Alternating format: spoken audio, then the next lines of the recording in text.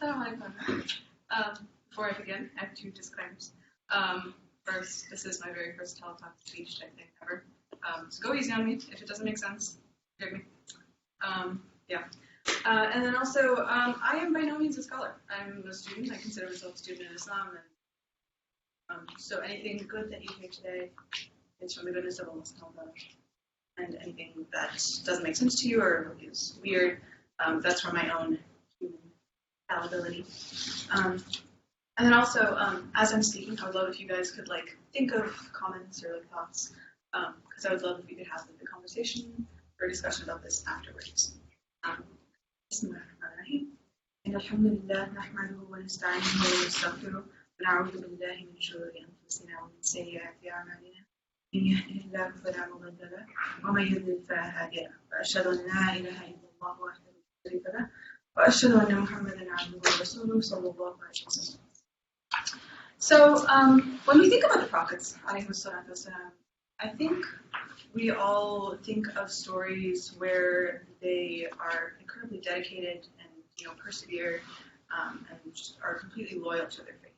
So we hear about how Rasulullah prayed every night, for a majority of the night until his feet would swell, just because he wanted to show gratitude to Allah. We hear about Nuh's persistence to preach for 950 years, even though his ummah was tiny, continued and stayed on that path. We hear about Musa literally walking into water with his people, just trusting in Allah that he would make it work out. And, we hear about Ibrahim willing to sacrifice his own son simply because he was commanded to. And we hear about Ismail and his willingness to, participate in that as well, simply because he wanted to obey his master.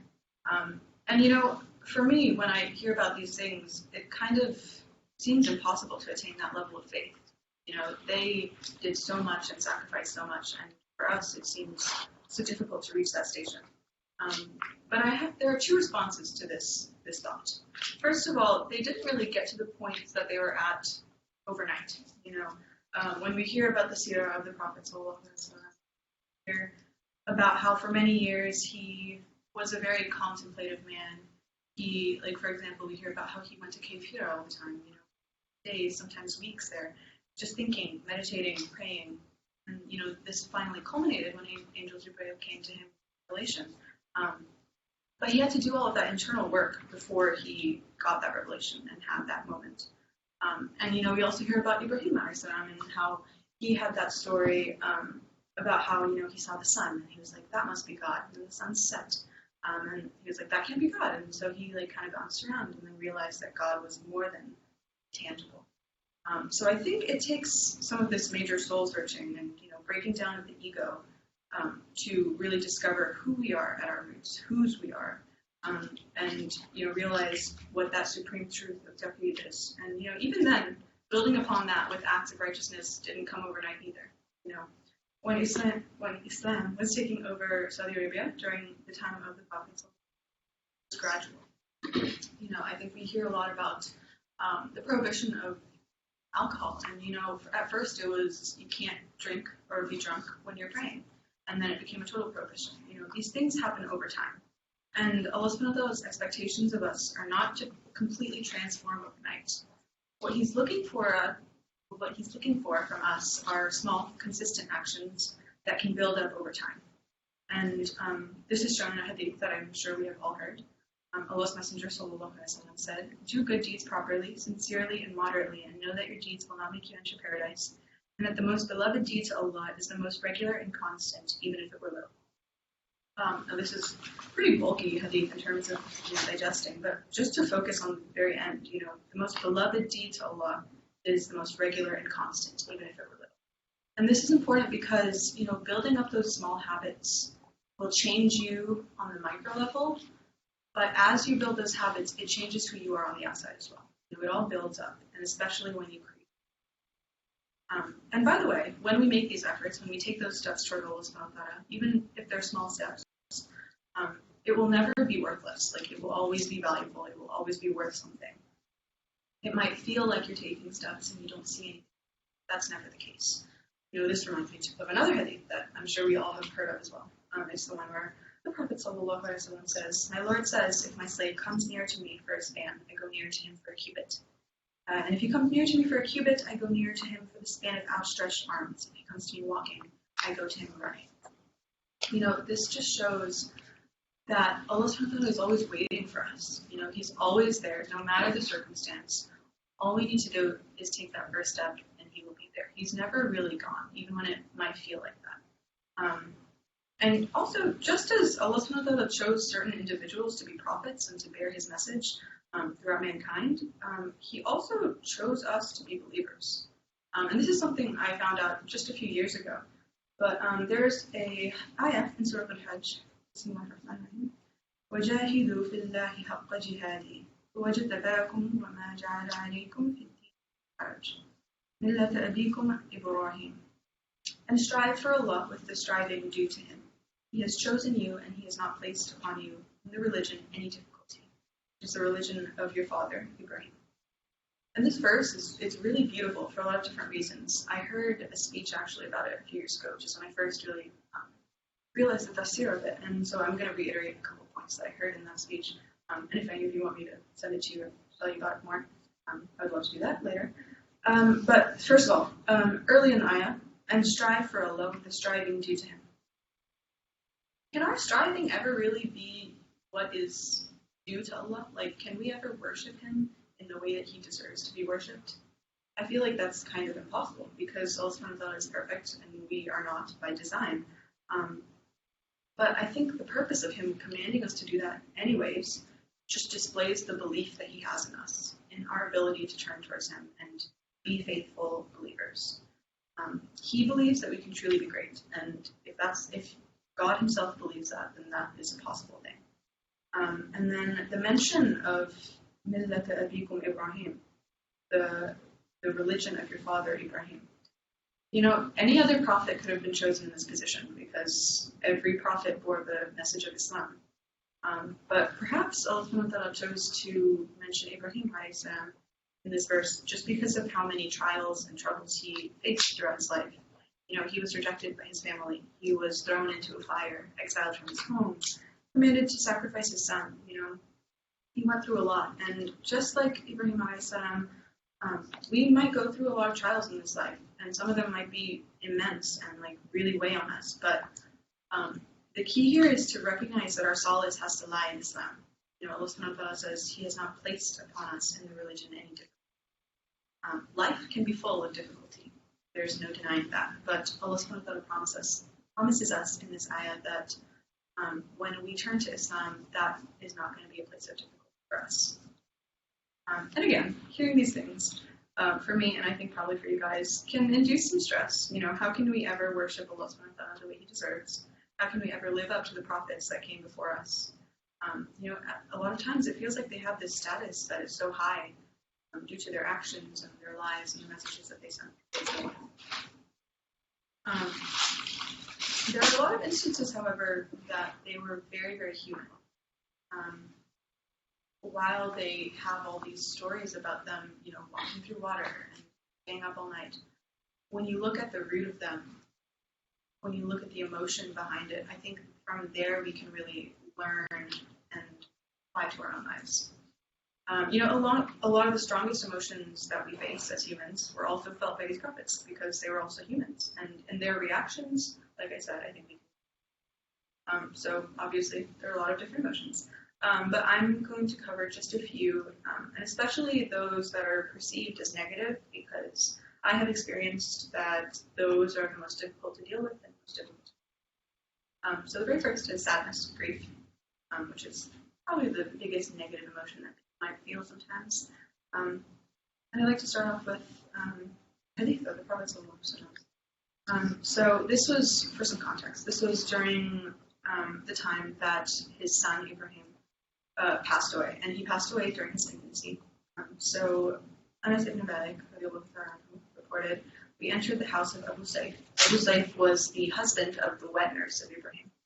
So we entered the house of Abu Saif along with the messenger of Allah, who the Prophet took hold of Ibrahim, kissed him, and smelled him. Then we entered after that as Ibrahim was taking his last breaths. It made the eyes of the Prophet shed tears. Abdul Rahman ibn Auf was a companion with him at the time, said, "Even you, O Messenger of Allah, even you're crying?" The Prophet ﷺ replied, "O Ibn Auf, this is mercy."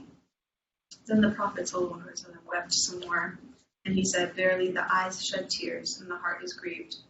But we will not say anything except what is pleasing to our Lord. We are saddened by your departure, O Ibrahim." And I read this a few days ago when I was preparing for this talk, and it reminded me of the phrase, grief is love with no place to go. And I think this statement of Rasulullah that his tears are mercy is the perfect representation of this. And through this hadith, I think we can see that feeling our own emotions of grief is not only okay, but a necessary part of the human existence. If the greatest person of mankind felt grief and sadness, then who are we to reject our own feelings? But the key here, and the Prophet ﷺ says this too when he says, "The eye shed tears and the heart is grieved, but we will not say anything except what is pleasing to our Lord." The key is that to remember, even within all the heartbreak, within all the grief, all the sadness, Allah subhanahu wa ta'ala is still there for us. Often it's subtle or even invisible for us, but He is still guiding us. He's still loving us and blessing us and protecting us. We're still here. We're still breathing. And that is why even when it feels like nothing is going right, we need to maintain the best possible expectation of this mother. And that's called Husn al-Dhan in a lot of... and this reminds me of another hadith. It's actually part of the hadith that I said earlier about you come to me walking and come to me running. This is prior to that in the hadith. And it's basically hadith Qudsi, so it's Allah subhanahu wa ta'ala speaking. He says, "I am as my servant thinks I am. I am with him when if he makes mention of me to himself, I make mention of him to myself. If he makes mention of me to an assembly, I make mention of him in an assembly better than it." And basically, this just shows how much Allah subhanahu wa ta'ala cares for us. I think a lot of us grew up with the expectation that, Allah subhanahu wa ta'ala was this punisher, and there's halal and haram, and, you transgress those bounds, and it's it, you're done for. But that really is not the reality here. The reality is that He has always loved us, and He wants the best for us. And, when we take that step towards Him, He will be there for us. Even when we don't take that step towards Him, He's still there. We just might not feel it. And, when you're feeling sadness and grief, the very best place to go is often Allah subhanahu wa ta'ala. And we see this in the story of Yaqub, and for those of you who were there at the tafsir Halaqa a few weeks ago, we talked about this as well. But, Yaqub alayhi grieved the loss of the perceived loss of his son, Yusuf alayhi until his eyes turned white. He was deeply upset about it, obviously. But despite all of that, he remained a faithful servant. Being saddened and being ungrateful to Allah subhanahu wa ta'ala are not the same thing. And Yaqub even says to his other sons,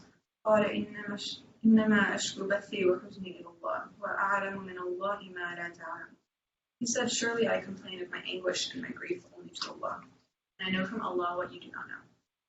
And I was thinking about this ayah earlier, and in my personal experience, I've found that it's often hard to open up to other people about your emotions and go to them with your grief and sadness. But a place where you can always come with those emotions and never feel bad about having them is Allah subhanahu wa ta'ala. He will never get tired of your emotions. He will never reject you or give you a bad response to any of that. And so just like Rasulullah did throughout his life, and Yaqub did throughout his life, and many other prophets, in turning to Allah subhanahu wa ta'ala during these times of sorrow and grief, we can find the greatest comfort. So another emotion that I think we might all feel from time to time is anxiety, stress, especially here at Georgia Tech. And so this reminded me of the story of Musa. Allah subhanahu wa ta'ala tasked him in Surah Taha with facing Firoj, a ruthless, cruel tyrant. He killed people just because, and obviously confronting someone like this is a scary thing to process for Musa. It must have been nerve-wracking and anxiety-inducing to have to face him and, tell him, I don't agree with you, we need to change. So what did Musa do in this situation? He turned to Allah and he asked him for help. And this dua, I think we all know. I personally recite it before every test. But it's قال رب اشرح لي صدري ويسر لي أمري واحلل عقدة من لساني يفقهوا قولي. He said, my Lord, put my heart at peace for me and make my task easy for me, and remove the knot from my tongue so that they may understand my speech. So, who here has been in a situation of stress and, felt their heartbeat like pounding? Is that pretty common? Yeah, me too. And, it's comforting to know that, like, prophets that came before us, the best people who walked this earth also felt those same emotions and, got through them.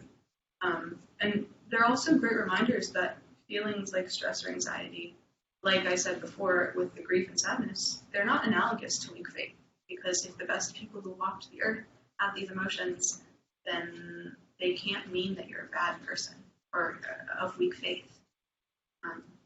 So in this story, I think we learned that turning to Allah during those times of anxiety will help us get through them in one way or another. And then another emotion, the last one that I'll go over today, is anger.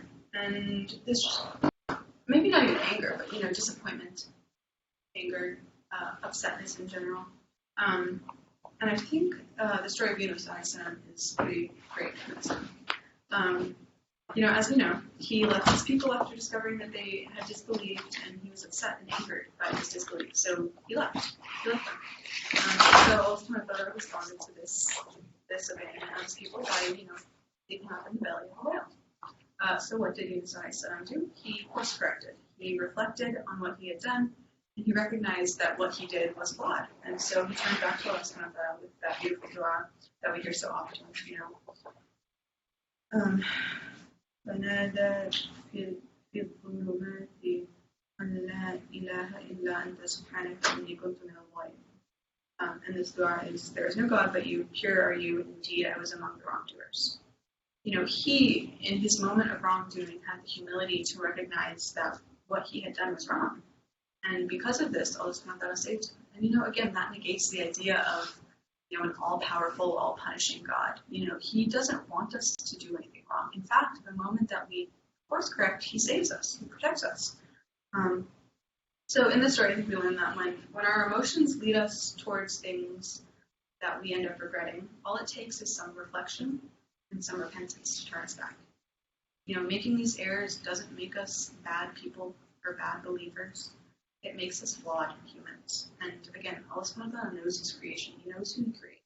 So when we make these errors, all we need to do is recognize that and then turn back to him. And like I said, he's waiting for us. He's so happy when we turn back towards him. Okay, a lot of emotions that we could go over. But that's all I prepared for today. So I'm going to go ahead and conclude. But on a broad note, talking about all of these emotions, I think most of us have heard all of these stories already. But for me, when I went down to the root of the emotion, the human emotion behind all of them, it kind of helps you see it all in a new light. I never really thought of them on that basal level until preparing for this Halaqa and in the past few months or past year or so. And so, like I said, when you go down to that basal level, I think what we can observe from all these stories is just the raw emotions that the prophets felt and how they responded to them within the framework of faith. And I think, again, that's a really great example for how we can deal with these emotions when they come. Allah subhanahu wa ta'ala sent these messengers to us to be guides, and because of that, he made them human. It was intentional that they were human. Allah subhanahu wa ta'ala even says in the Quran that he could have sent angels as messengers, but it's perfect that he made them as humans, because that way we're able to actually relate to them and learn from them and figure out how we can become better within ourselves. As humans, our shared experiences bring us together and push us towards growth, and that's why these stories are so powerful when we really look at them this way. In the ways that we share these emotions with the Prophet, we can find solidarity and belonging, and in the ways that they showed us how to attain high faith and turn to Allah and rely on Him. Even in difficult circumstances, we can find inspiration through these for who we want to become and who we have always been capable. Like I said, Allah shows us. He knows that we have the potential to become. And so again, generally, in all of these stories, I think we see a pretty common thread. You know, people feel difficult emotions, and in these moments of difficulty, they turn to Allah subhanahu wa ta'ala. And in each of these stories, we learn that it works out in the end, in whatever way. You know, like some of them have crazy endings. You know, someone was in the belly of a whale and he made it out alive, you know, unscathed. And I think this is the main key here. You know, when situations with impossible circumstances come up, turn to Allah and He will find a way out for you.